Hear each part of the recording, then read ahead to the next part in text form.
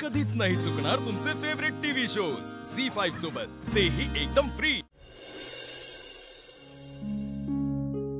Aditya sir, अहो कसला एवढा विचार करताय?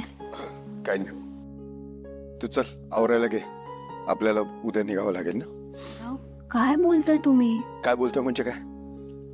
उद्या प्रियाचा साखरपुडा झाल्यावर इथे थांबून काय करायचं आपल्याला?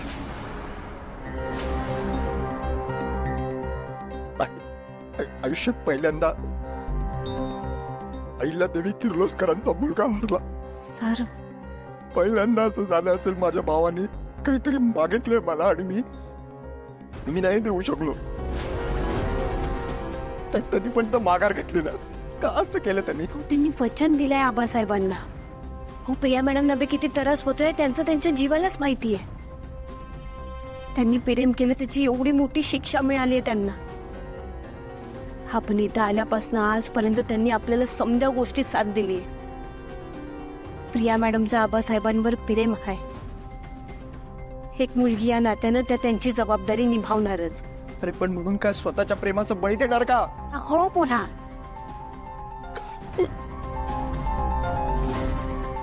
उद्या काय काय होणार आहे ना, हेच कळत नाही।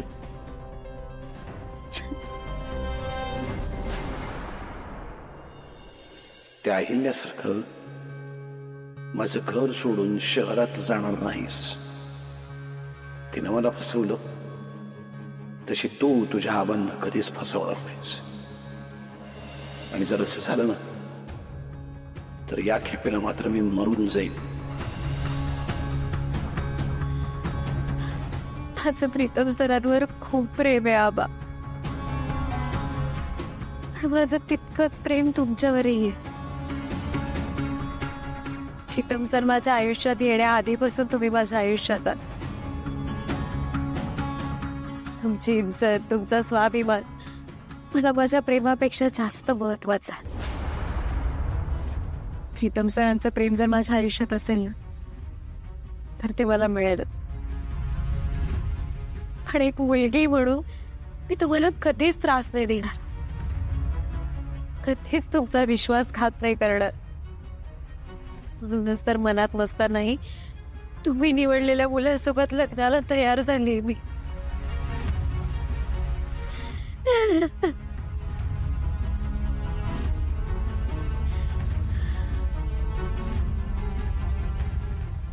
बाय।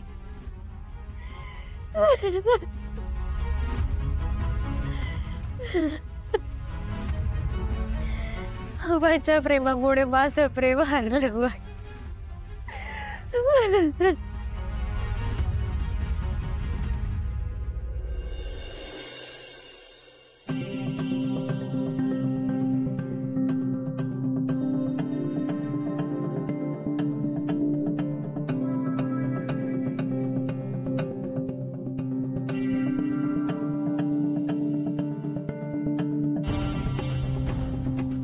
प्रिया माझी एकुलती एक बहीण, त्यामुळे लय जीव आहे त्याच्यावर। तिने आजवर एखादी गोष्ट मागितली आणि तिला मिळाली नाही असं कधीच घडलेलं नाही। माझंही प्रीतमच्या बाबतीत असंच आहे। आजपर्यंत मी त्याला कधीच कुठल्याही गोष्टीची कमी पडू दिली नाही। झी5 ॲप डाउनलोड करा आणि पहा सर्व एपिसोड्स एकदम फ्री।